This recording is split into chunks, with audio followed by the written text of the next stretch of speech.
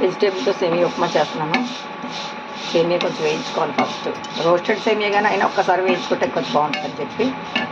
ఉప్మాలోకి మినపగుళ్ళు, జీడిపప్పు, ఆవాలు, తర్వాత ఉల్లిపాయ, పచ్చిమిర్చి, అల్లం అన్నీ ఒకే స్టైల్లో కోసుకోవాలి. ఇదిగో ఉల్లిపాయ, పచ్చిమిర్చి, అల్లం, క్యారెట్, క్యాప్సికమ్, కరివేపాకు. ఆయిల్ వేసాను.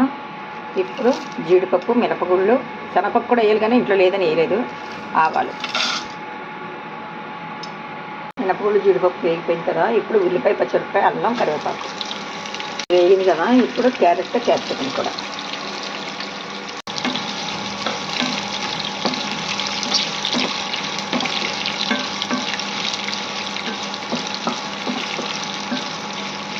ఇది కొంచెం మగ్గానే కొంచెం సాల్ట్ వేసి మొదలు పెడదాం. ఇప్పుడు సాల్ట్ వేసుకోవచ్చు. సాల్ట్ వేగిపోయింది కదా. ఇప్పుడు వేడి వేడి నీళ్ళు,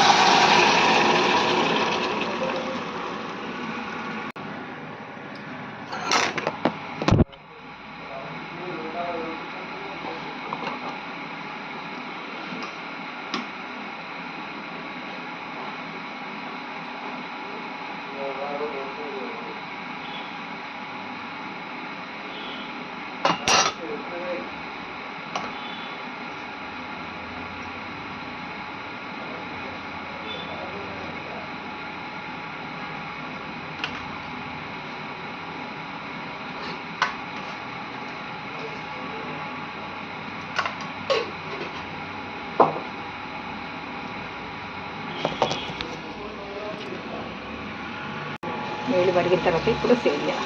ఇది గిన్నె ఎందుకు మార్చానంటే కుక్కర్ అయితేనే బాగుంటుంది. సేమియా కూడా వేసేద్దాం. కుక్కర్లో అయితేనే బాగుంటుంది, ఎందుకంటే వెజిటేబుల్స్ అన్నీ ఉడకాలి కాబట్టి సేమియా ఇవన్నీ ఈక్వల్గా ఉడుకుతాయి. అలా ఉడికింది కదా. ఇప్పుడు కుక్కర్ మూత పెట్టేసి 3 విజిల్స్ రానివ్వాలి. 3 కాదు, ఒక విజిల్. మర్చిపోయి అన్నం అనుకుంటున్నాను. ఒక విజిల్ రావాలి. ఇది ఉప్మా ప్లేట్లకు సర్వ్ చేసాక చూపిస్తాను. ఇదిగో ఉప్మా అయిపోయిన తర్వాత ఎలా ఉంటుంది. వెజిటేబుల్ ఉప్మా చాలా చాలా టేస్టీగా ఉంటుంది. మీరు కూడా ట్రై చేయండి ఇంట్లో. నాకు చెమటలు కారిపోతున్నాయి. ఇలా 3 ప్లేట్లు అయింది ముగ్గురికి. Like, share, subscribe. నమస్తే.